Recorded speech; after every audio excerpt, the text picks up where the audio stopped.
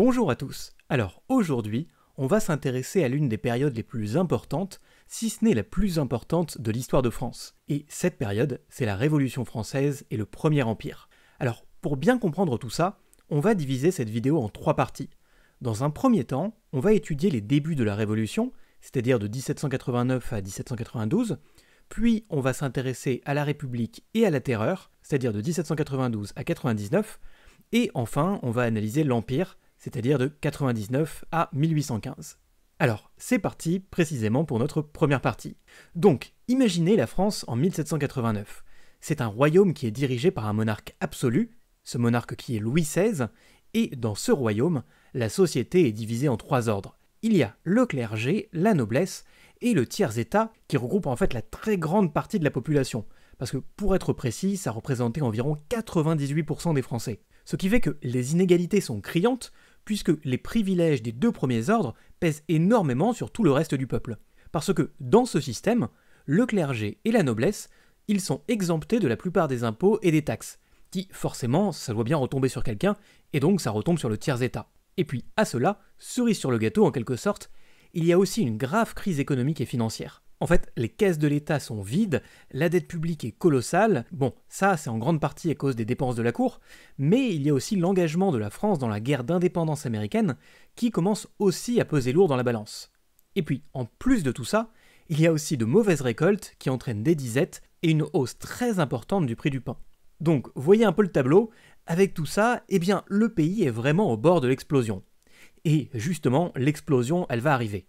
Alors, c'est dans cette situation très tendue que Louis XVI convoque les États généraux en mai 1789. Alors, les États généraux, c'est une assemblée qui est censée représenter les 3 ordres de la société.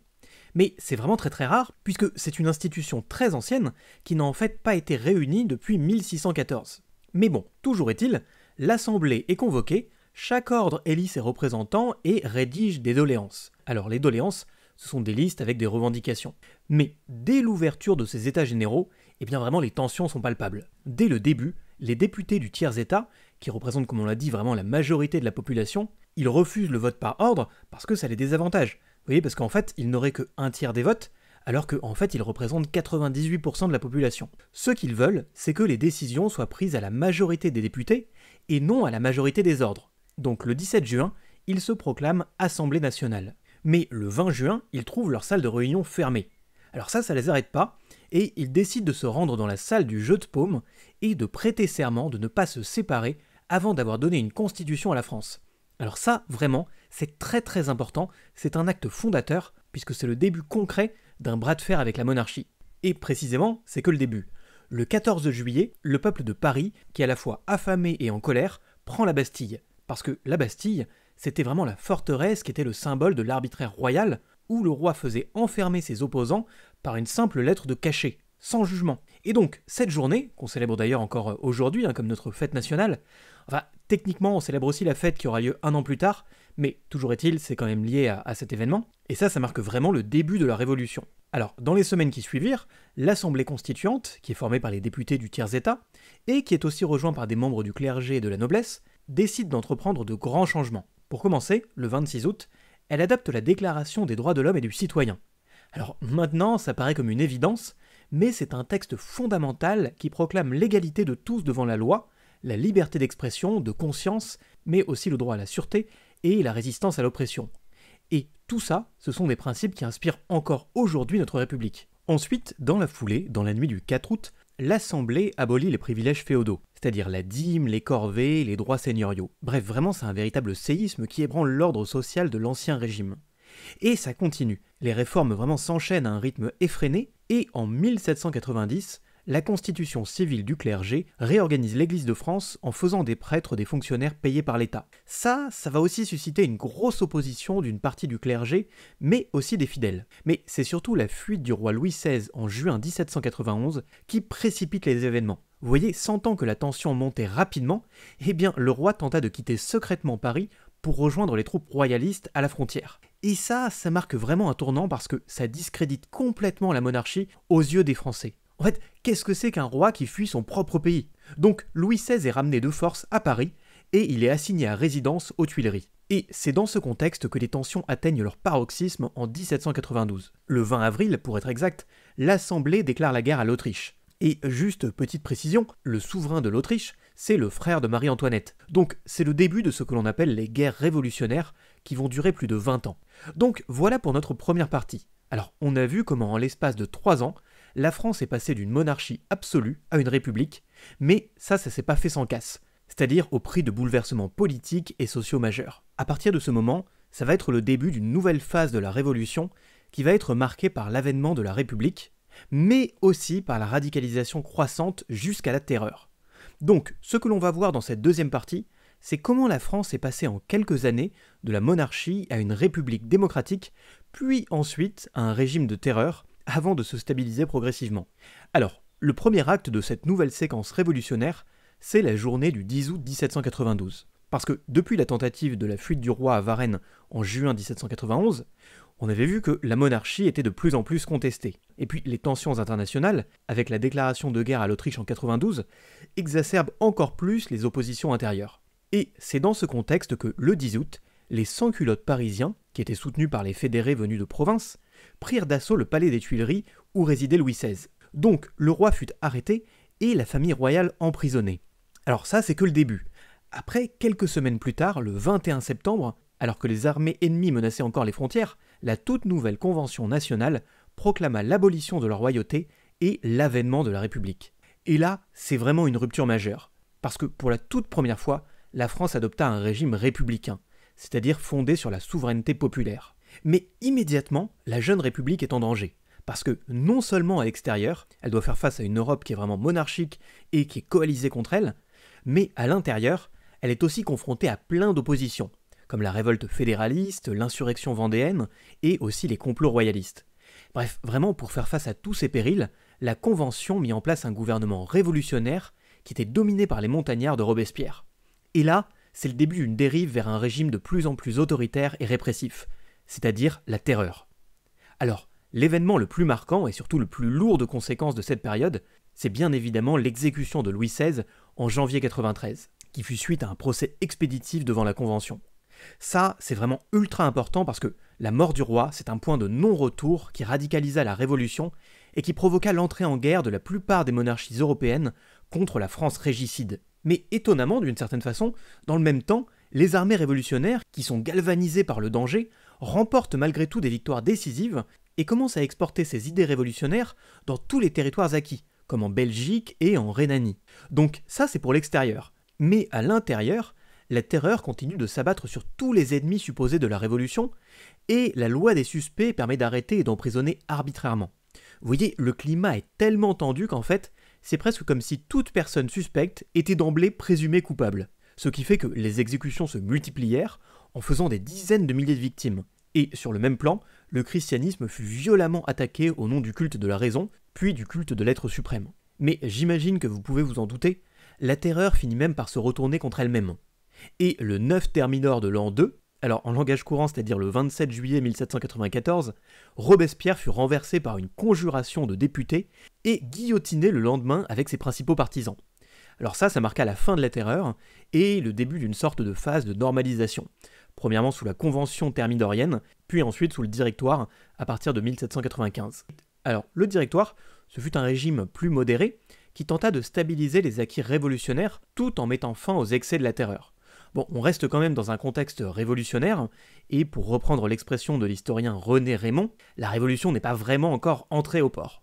Ce qui fait que le régime reste fragile, vous voyez, il est miné par l'instabilité politique, par les difficultés économiques, et aussi par la poursuite de la guerre, ça il faut pas l'oublier. Ce qui fait que le Directoire va finir par succomber au coup d'état d'un certain général Buonaparte le 18 Brumaire, c'est-à-dire le 9 novembre 1799. Et ça va ouvrir la voie à une nouvelle phase de l'histoire de France qu'on va aborder dans la troisième et dans la dernière partie. Parce que, après les excès de la terreur et l'instabilité du Directoire, c'est dans ce contexte que va s'imposer la figure de Napoléon Bonaparte, un général victorieux qui va progressivement concentrer tous les pouvoirs jusqu'à restaurer un régime impérial. Donc, dans cette troisième et dans cette dernière partie, on va voir comment Bonaparte va parvenir à stabiliser la France de post-révolutionnaire tout en exportant certains principes de la Révolution dans une Europe largement dominée par la France, avant que cette épopée impériale ne s'achève en 1815 sur une défaite à la fois militaire et diplomatique. Alors, juste une petite parenthèse, bien sûr on pourrait commencer l'histoire de Napoléon bien avant, parce qu'il ne débarque pas de nulle part en plein milieu de la Révolution, mais ça demanderait une vidéo beaucoup plus longue pour vraiment lui rendre justice, donc on va forcément devoir sacrifier quelques aspects de sa vie.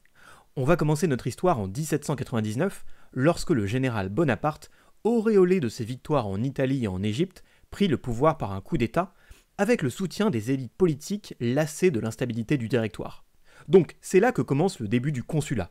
Le consulat, en fait, c'est un régime qui se proposait comme un compromis entre les acquis de la Révolution et un pouvoir exécutif fort. Dans ce système, Bonaparte était le premier consul, avec 2 autres consuls, mais au pouvoir beaucoup plus limité. Puis une nouvelle constitution fut adoptée, avec une série de réformes qui visaient à stabiliser et à moderniser le pays, donc comme la réconciliation avec l'Église catholique par le Concordat, la réorganisation de l'administration avec la création des préfets, l'adoption du franc germinal comme monnaie stable, et aussi, et presque surtout, la promulgation du Code civil qui permettait d'unifier le droit privé. Et sur le plan extérieur, on a le traité de Lunéville avec l'Autriche en 1801, et la paix d'Amiens avec le Royaume-Uni en 1802, qui apportèrent une sorte de paix provisoire en Europe. Mais vous allez voir, ça va pas durer. Et aussi, fait très notable, parce qu'il y aura des répercussions très importantes par la suite, mais ça sera bien plus tard, c'est aussi le début de la conquête de l'Algérie. Donc, fort de tous ces succès, Bonaparte se fit proclamer consul à vie par un plébiscite en 1802. Puis, le 2 décembre 1804, il franchit le pas décisif en se faisant sacrer empereur des Français par le pape Pie VII, dans la cathédrale Notre-Dame de Paris, qui donna lieu d'ailleurs à une très belle peinture de Jacques-Louis David. Et c'est à ce moment qu'il prend le nom de Napoléon Ier. Et là, c'est la naissance du Premier Empire, c'est-à-dire un régime monarchique qui allie à la fois une symbolique révolutionnaire et aussi tout l'héritage de l'Ancien Régime. Donc, sous ce régime, Napoléon gouverne en autocrate, en étant appuyé par une noblesse d'empire qui lui est très fidèle. Alors, sous ce régime, il va faire beaucoup de choses.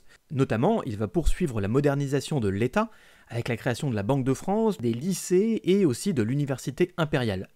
Mais l'Empire est aussi, et presque surtout, synonyme d'une expansion militaire sans précédent en France et en Europe. Vous voyez, les victoires militaires d'Austerlitz en 1805 et d'Iéna en 1806 permettent à Napoléon de dominer presque tout le continent. Ce qui fait qu'au sommet de sa gloire, l'Empire atteint son apogée territorial en 1812. Alors vraiment pour insister, pour vous imaginer à quel point l'Empire était grand, l'Empire s'étendait de Rome jusqu'à Hambourg. Et les États vassaux, c'est-à-dire le Royaume d'Italie, la Confédération du Rhin, et le Grand-Duché de Varsovie, devaient appliquer ce qu'on appelle le système continental, qui était destiné à fixer complètement l'Angleterre, à l'isoler en fait du reste du continent. Mais vous vous doutez bien, rien ne dure éternellement, et cette hégémonie commença à susciter de plus en plus de résistance. Alors, le grand tournant survint surtout en 1812, avec la désastreuse campagne de Russie. Alors, Napoléon, c'est pas le premier à avoir essayé, ça sera pas non plus le dernier, mais la grande armée fut vraiment décimée. Après ça commença vraiment à s'effriter et il dut faire face à une nouvelle coalition européenne qui envahit la France et prit même Paris en 1814. Alors, à ce moment-là, Napoléon fut contraint d'abdiquer et il dut s'exiler sur l'île d'Elbe. Mais il parvint à revenir en mars 1815. Là, il débarqua de nouveau en France et il marcha sur Paris en ralliant l'armée française. Vous voyez, il y avait vraiment un engouement derrière lui et c'est cet épisode que l'on appelle les 100 jours. Mais là, ça tient beaucoup moins bien et son aventure s'achève définitivement avec la défaite de Waterloo face aux coalisés le 18 juin 1815.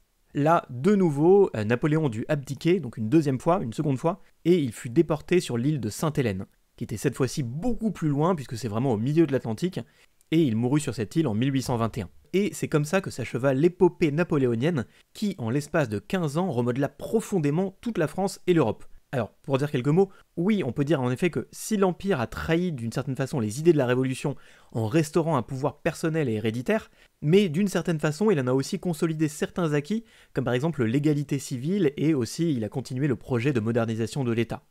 Et puis surtout les conquêtes napoléoniennes, malgré leur caractère un petit peu éphémère, parce que si on considère toute l'histoire de France finalement, une quinzaine d'années c'est pas grand chose, malgré tout elles ont contribué à diffuser les principes révolutionnaires dans toute l'Europe, en semant les germes des révolutions libérales et nationales du XIXe siècle.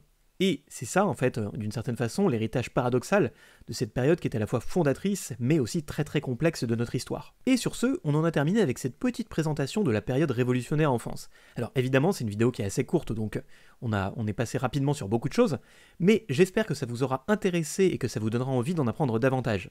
Si c'est le cas, n'hésitez pas à laisser un like et à vous abonner, et puis aussi à aller jeter un coup d'œil sur mon Patreon, sur lequel vous pouvez retrouver ces vidéos en format fiche et en format imprimable. Donc je l'espère, à bientôt dans une prochaine vidéo.